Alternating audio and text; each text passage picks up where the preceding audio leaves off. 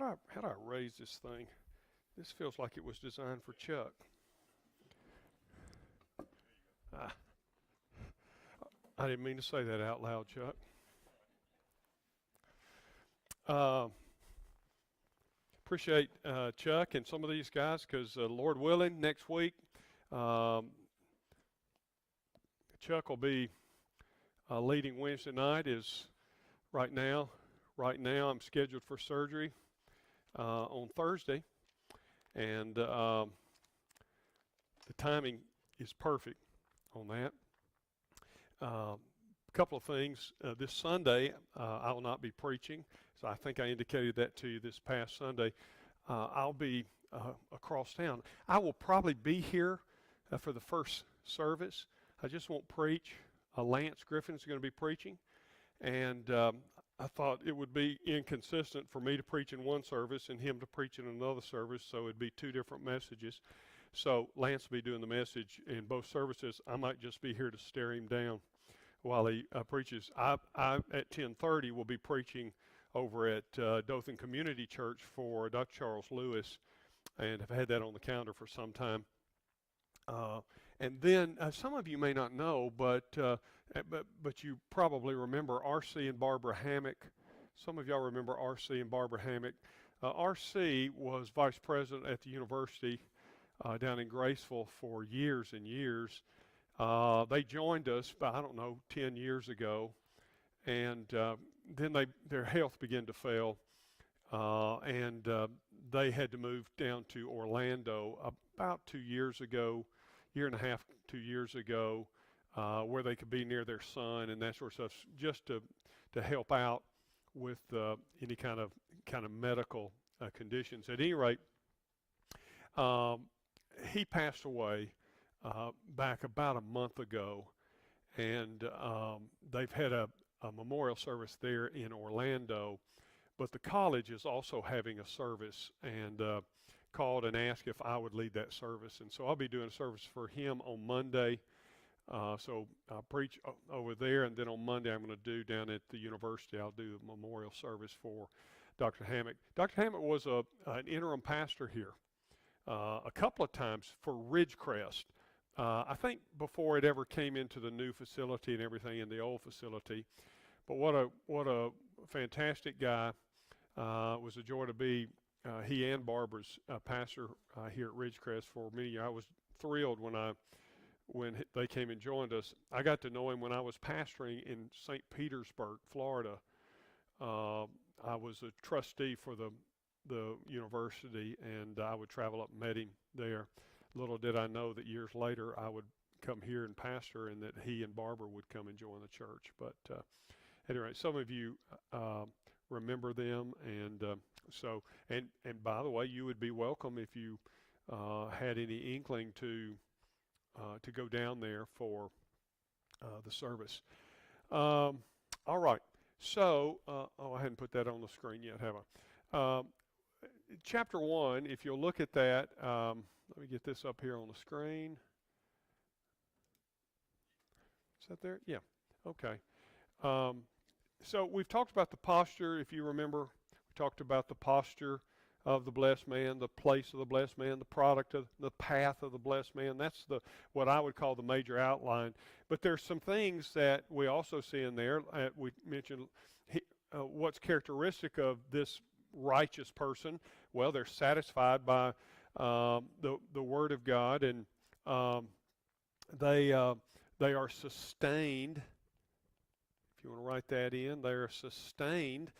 Verse 3 tells us he's like a tree. He's sustained or stabilized because of where he draws his life from.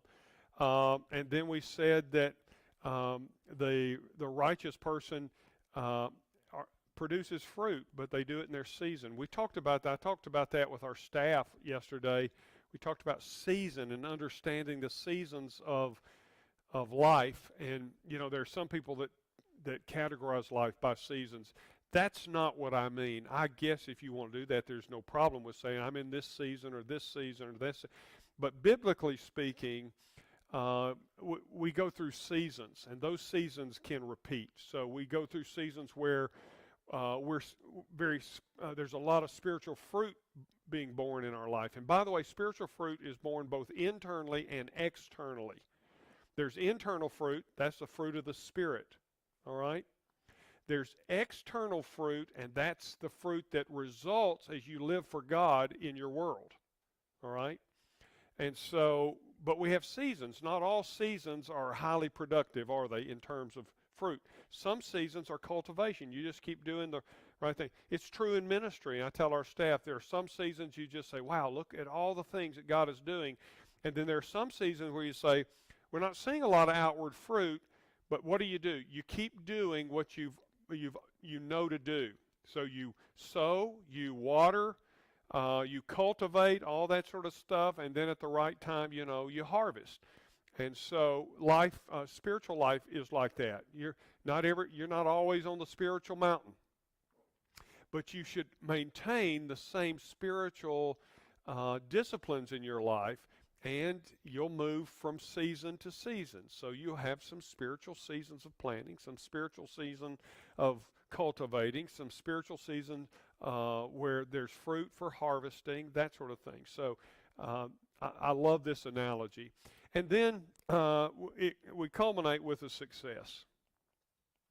You see that again in verse 3. It said, and all he does, he prospers. And you do understand that the word prosper there doesn't equate to financial prosperity. You know that? We hear a lot of misinformation out there about financial prosperity is the result of walking with God. It may be. God can do that, but that's not necessarily what God is talking about when he's talking about prosperity. Sometimes prosperity is having peace in your soul, isn't it? Sometimes the prosperity of God is to see what God's doing in your family. There are a lot of ways that we prosper. So we have to be careful that we don't just say, well, prosperity means everything is financially wonderful in my life. Does that make sense? But a lot of that is taught. I was telling our staff I made the mistake of watching a charlatan recently, and I have to tell you something. It just gets I'm a Jones. That means I'm Welsh, and it gets my Welsh corpuscles boiling. And this guy is on, and he says, God has told me to tell you that you need to sow a seed right now. You got 8 minutes. 8 minutes. He said, and the clock's counting, and he put the clock right up on the screen. He said, 8 minutes. Right now, God wants you to do, and there will be 7 blessings to your life, including financial prosperity. But you have to sow a seed of $1,000 right now. Did I try it? Yeah. And he said, go to the phone right now, time's passing. God's told me to tell you $1,000, 7 blessings will come into your life for $1,000. You go sow that seed right now. I want to tell you something. That's charlatanism. That's all that is. And it's sick. It's sick. And you know what's sad? Is he's on the air and has been on the air for a long time. And you know why? Because there will be a whole bunch of people go to the phone and use their credit card to give $1,000 that they don't have, because it's almost like playing some kind of weird spiritual lottery. Maybe he's right. He spends 2/3 of his program asking for that. It's sick. And it is a theology that is not represented in the Bible. I used a passage yesterday in our staff Bible study from the book of Corinthians, 2 Corinthians 4, where Paul's talking about we're persecuted, not destroyed, we're cast down, we're on and on. He goes through this. There are 4 different partnerships that he talks about. And he said, we carry around our body every day the death of Christ, meaning the sufferings and the persecutions. He was talking to the Corinthians. He said, we die that you might live, and on and on and go. And I told our staff, I said, wouldn't you like to hear one of these guys preach that? I said, they're not going to touch that passage, because that passage doesn't sound like Paul was saying they were successful. Instead, it says, you know what, this following Christ sometimes. Now he rejoiced at the end, but he said this following Christ, it's tough. And I said I want to hear some of these talk about that, but they won't, because it doesn't help them. Success is more than just what goes into your bank account. God can do that easy. And by the way, He's promised to take care of you if you obey Him. That's not in doubt. Amen? But this whole idea of God having to prosper you, that's a different matter. Prosperity here, it doesn't equate to financial prosperity. It equates to eternal prosperity. It equates to the peace that comes from obeying God and living for God. That's a whole different thing for a lot of people to understand. So it's success, but it's spiritual success. And spiritual success doesn't always look like worldly success does. So these are some final thoughts I wanted to give you about the first Psalm. I've told you at the outset of the book of Psalms, one of my favorites. Absolutely one of my favorite Psalms in the whole book. I'm glad it starts there. Now, tonight, we're going to move over here in just a moment. Well, I'm not going to tell you which Psalm we're about to go to because I want to ask you a question, okay? All right, here's a question. How do you handle your enemies?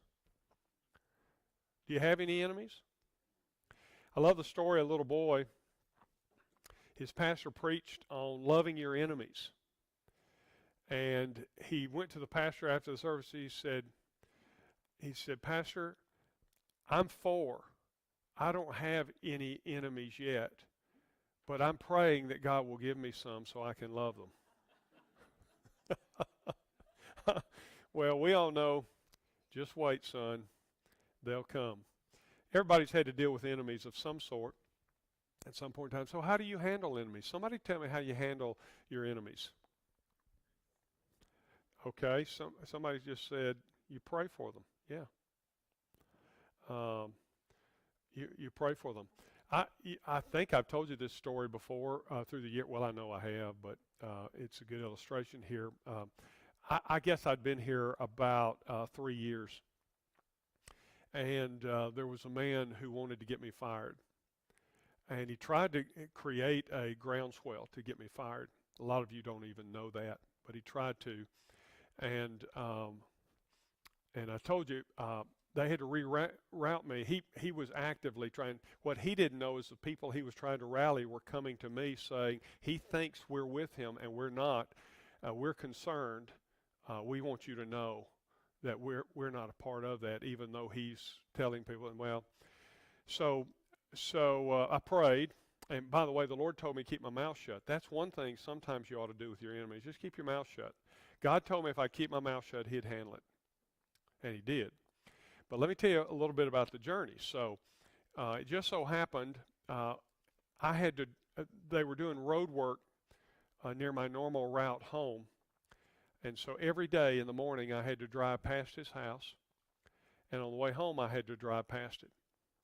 And I have to tell you something, what the devil will do. There's a lot of lessons in this, but some stuff the Lord taught me. What will happen in you is when you know somebody wants you to fail and is intentionally trying to cause you to fail and is telling things that aren't true to people to try to rally people. I tell you, it's hard to deal with. Some of you have had that kind of experience before. And so one of the hardest things a preacher has to do sometimes is keep their mouth shut. So I'm grousing to the Lord about this. It's the only person I'm talking to, but I'm grousing to the Lord about it. And the Lord whispers to my heart when I'm doing this, says, I want you to pray a blessing on him.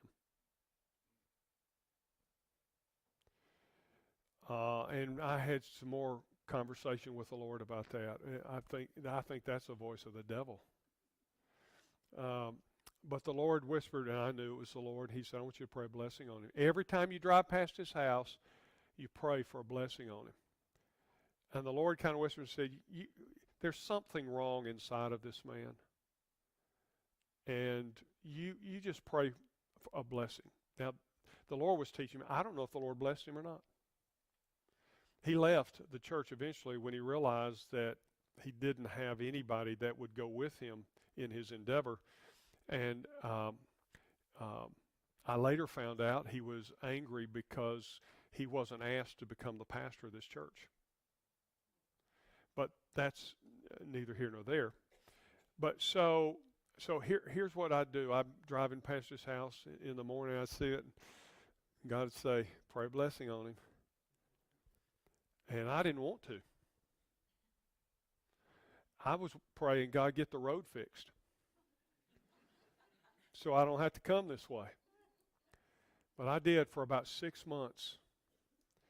And so this is how I started off. I said, the Lord bless him. That was my prayer. Got that done. Okay, I did it. Coming home, Lord bless him. And I tell you, the transformation, I don't know what happened with him, but I know what happened in me. That I moved from a begrudging Lord bless him to, Lord, why don't you bless him? He obviously needs something, some kind of a blessing from you in his life. Something's made him angry. Something's made him difficult. So, Lord, why don't you bless him today? And that's how I really moved to. It took me a couple of months, to be honest, to do more than just functionally pray a prayer. But one of the things you can do with your enemies, and by the way, it'll help you, that's my point, is pray for them. Jesus told us to pray for them. Pray for those who despitefully use you. Right? But it's hard. But sometimes prayer's a discipline too, before it becomes easy. So pray, all right? How else do you handle your enemies? Avoid them. I tried, but the road. I tried. I wanted to, but the road. Avoid them. Look, there's nothing that says you have to hang out with your enemies. There's nothing you say. I learned something in ministry. God has been so good to me and brought so many wonderful influencers in my life and ministry through the years. And I learned something young in my pastorate. There are a lot of guys in ministry that go into a place and they immediately are met with hostilities. And what a lot of guys will try to do is they'll try to take their enemies and give them a position of importance to try to win them over. Does that make sense? Well, maybe it's usually a disaster. And what I learned early on, I haven't done that, but what I learned early on was don't make your enemies your generals. Does that make sense? Don't make your enemies your general. There are going to be people in your life that don't like you. It doesn't make you spiritual if you say, well, then I got to hang out with them. You don't get any merit badges for that. You might get a doofus badge for that. All right? My point is, sometimes just avoid them. Especially if it causes kind of junk inside of you. Sometimes God won't let you avoid them. Right? Because God's interested in you too. And developing you. So you pray, avoid. It's okay to do that. Somebody else said something else. Forgive. Forgive because Jesus says, look, if you don't forgive, you risk your own forgiveness. Right? Oh yeah, part of my prayer was, Lord, I forgive him. Bless him. And I was telling myself that, forgiveness, I've talked about this many times. Sometimes it's an event. You can just forgive somebody. And sometimes it's a process. It's a journey. Which means this, Lord, I forgive them. Help me continue to forgive them. And it might mean the next day you have to say, Lord, I forgive them again. I forgive them. I keep forgiving. And what you will do in time is you'll put distance. You'll put distance between that. You won't have to. You'll one day you'll get down here and say, I have forgiven them. So pray, avoid, forgive. What else? How else do you handle your enemies? Count to 10. All right. I'm trying to find a biblical rationale for that. Be patient. How about that? Be patient with your enemies.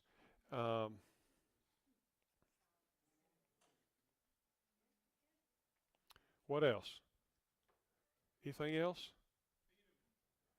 Hang on just a second.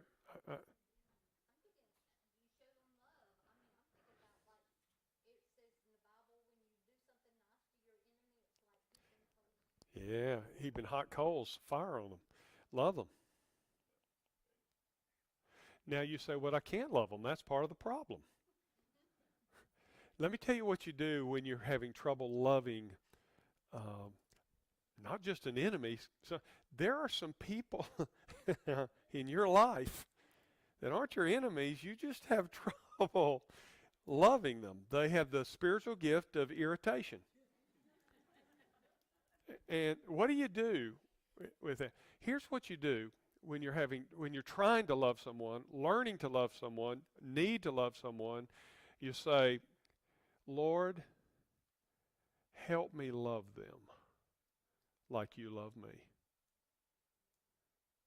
So you might have to actually pray and ask the Lord to help you love them. All right? Lord, help me love them. I don't love them, Lord. Help me love them like you do. All right? And that's maybe an ongoing kind of thing. All right? Help me love them. Loving them, again, doesn't mean you have to hang out with them. And loving a person doesn't mean you have to go overboard to try to make sure I've communicated love. Does that make sense? A lot of this is about us. You know what I counsel people when they're battling anger and bitterness and unforgiveness? You know, a lot of times the real therapy is helping them learn to practice it for their sake as much as it is for somebody else's, because it'll destroy you. And the devil knows that, and he will use it. A lot of these are processes. This is a process, you know. That's a process. Forgiveness can be a process. This is a process. What's not? It's all in process, right? Anything else you'd add to this? I heard a couple other things. What? All right. There's probably some good in them. Just hard to see it. Look for good. Give them credit for what you can give them credit for. Right? All right. Find some good. Anything else? How you handle your enemies? Well, I said it earlier, and probably why you hadn't repeated it, but keep your mouth shut. You know, sometimes this is the best. I can tell you there have been a number of times when the Lord's just told me to just keep my mouth shut. And in ministry, you know, people will say things to you in ministry because you're in ministry, and they think you can handle it because you're a preacher or you're a staff member, and so we can say whatever we need to you, and it doesn't bother you because you're not actually a human. And or they're mean-spirited, and they know you have to act like you're not a human. And the Lord teaches you things through that. I tell you, I've been blessed. I hadn't had a lot of it, but I've had my share, you know, through the year. And you have too, haven't you? And sometimes it'll be family. It could be friends or acquaintances, I probably should say, that feel like they can just say anything to you because you're a Christian. And because you're a Christian, you got to take it or you got to handle it. but can be hard. It can be difficult. But sometimes the best thing you can do is just keep your mouth shut and not. You know, the Lord has told me on several occasions. There's another story, and I won't go into it. It's too long. But some lies that were told about me, not while I was here, when I was pastoring down in Florida, some lies that were told me. And I was flying somewhere to speak, and it was just eating on me. There were lies, and I thought, I'm going to address these things. I'm going to speak it touche. If they want to talk, I'm going to tell the whole story. And I knew the whole story. And I'm going to tell the whole story, and they're going to have egg all over their face, and they're going to be embarrassed. And I'm going to, that's that revenge thing, isn't it? And the Lord, I'm on an airplane. I remember I was flying from Tampa to North Alabama. I was speaking up there at a weekend conference. And while I'm on the plane, I'm reading my Bible. It's a dangerous thing to do. But the Lord spoke to me and said, if you'll keep your mouth shut, I'll take care of this. And I will tell you, just like the other one, the first one I told you, by the way, God did take care of that. That man's own friends, I found out later, told him, you're wrong. And that you need to leave that church because you're sowing discord. This was one of his own friends. Told him that. God handled it. I didn't have to do a thing. The one I'm on the plane, God said, I'll handle it. God did. And when he did, look, he handles it so much better than we did. I had people calling, apologizing to me. How did you not speak up? That's what they were saying. I said, it was tough, but God told me to keep my mouth shut. And I decided to take his advice for once. You know? Sometimes keep your mouth shut. All right, anything else?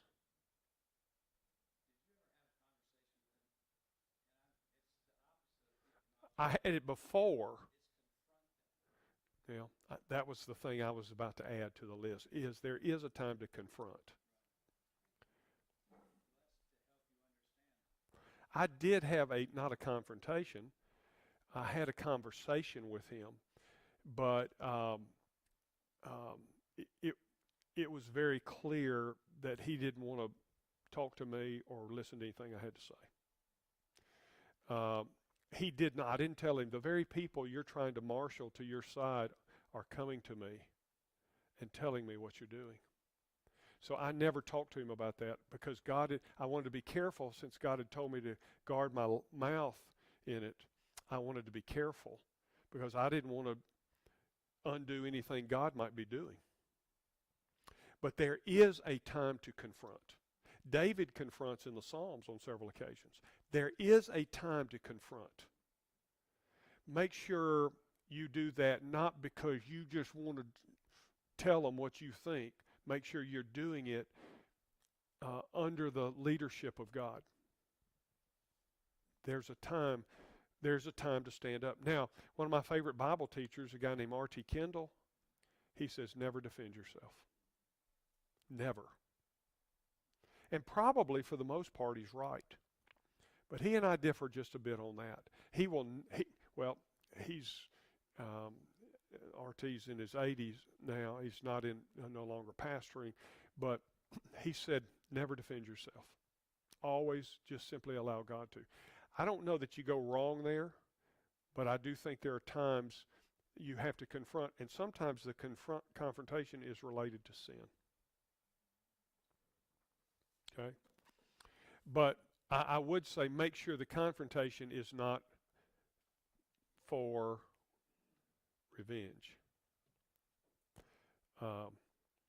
Vengeance is mine. I will repay, saith the Lord.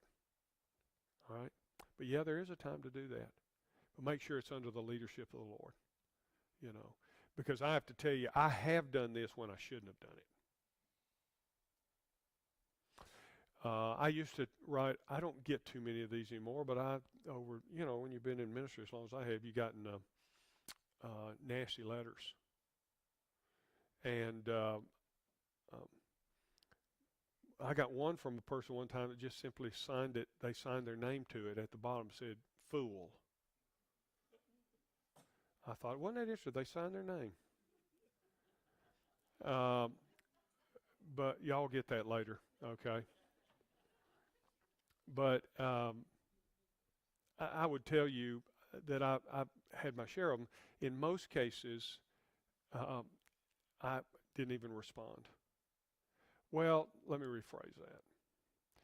I responded by writing a letter, addressing it, and then putting it in my desk and waiting.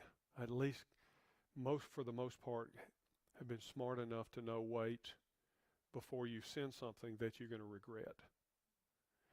And in most cases, you know what? I ended up getting rid of those letters. You know, and also remember something's helped me. The Bible says, "Answer not a fool according to their folly." There's sometimes you just say, "I'm not even going to give energy to that." So there is appropriate time to confront. Just make sure it's right, and it's better to wait than to immediately respond, whether it's verbal or in a letter or anything. If you feel led to do it, make sure you've waited and given yourself time to simmer down, to cool off, and make sure it's of the Lord.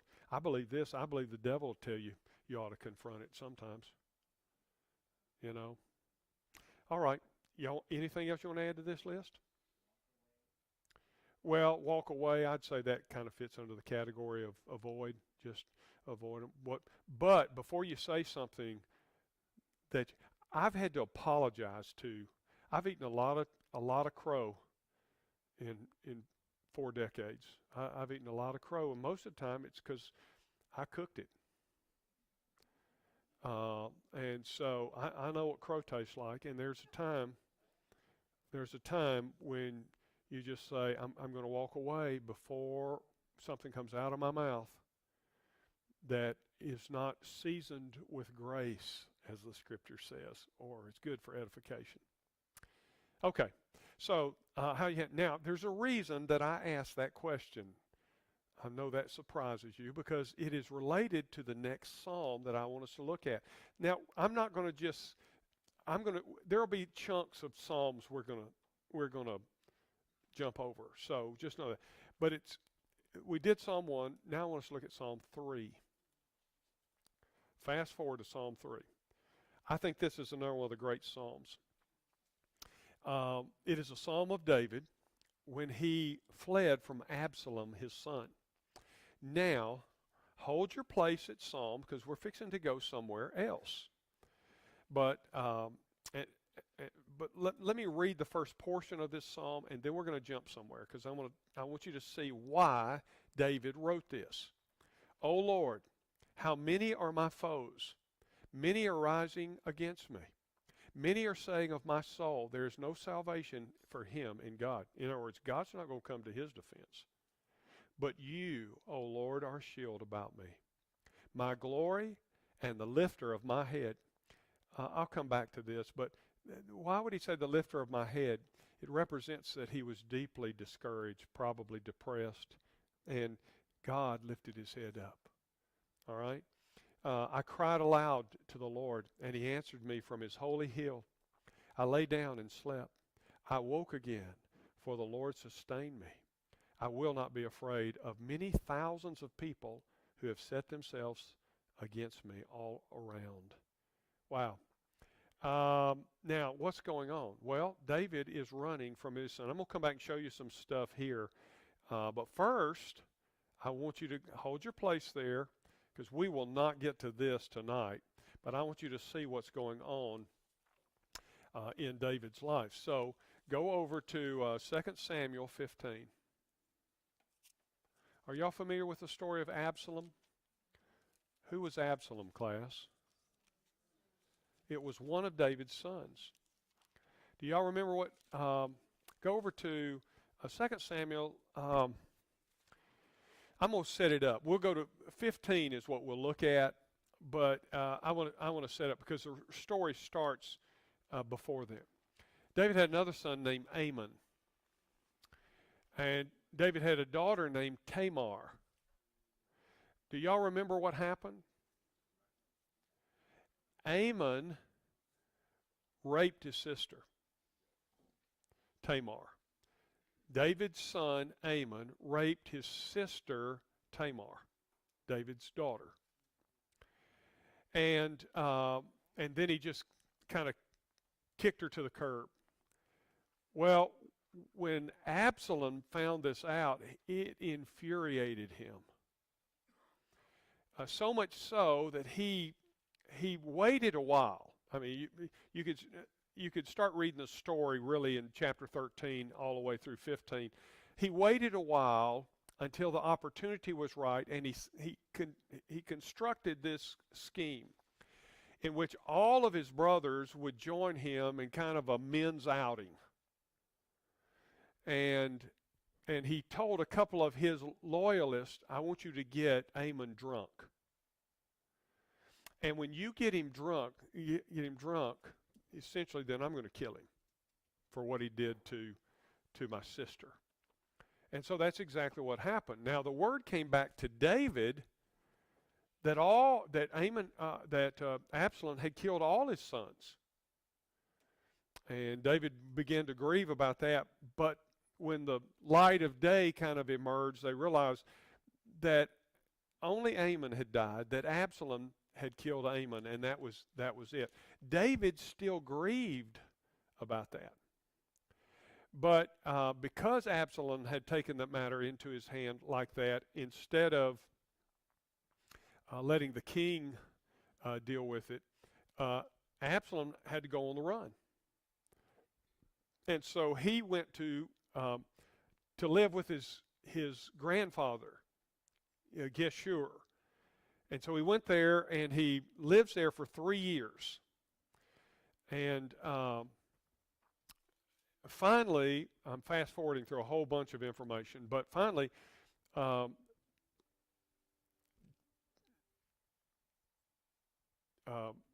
Absalom wants to come home. And so he's trying to figure out, how can I get Dad to invite me back into kind of a more, royal role in the kingdom. And so what he does is he sends a message to Joab. I'd like to come and see my father. Joab doesn't answer. Joab was a military commander for David, a great, powerful, mighty military guy. And so Joab doesn't respond. He sends another message. Joab doesn't respond. And so it just so happened that Joab had some property next to Absalom.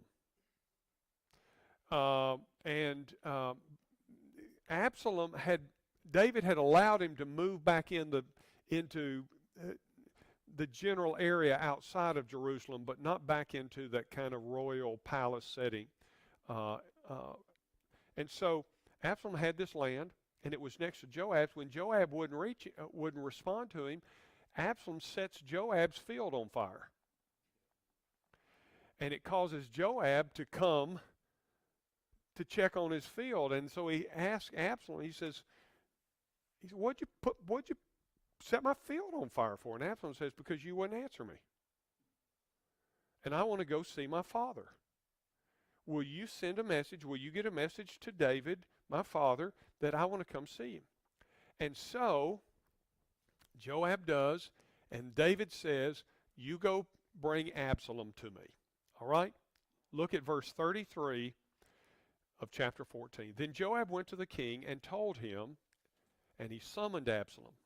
So he came to the king, and he bowed himself on his face to the ground before the king, and the king kissed Absalom. So the kiss of David to Absalom represents restoration. This indicated that David was saying, you're forgiven. All is right. So there's restoration. That happens, restoration. Now, while David had forgiven Absalom and restored him, Absalom still had evil inside of him. And so it says, after this, verse 1 of 15, Absalom got himself a chariot and horses. In other words, he elevated himself. It was self-elevation. Did you know the kings in that day, only the kings themselves had chariots? Uh, but Absalom got uh, restored, and then he went and got him a chariot and horses and 50 men to run before him. He's back in the kingdom.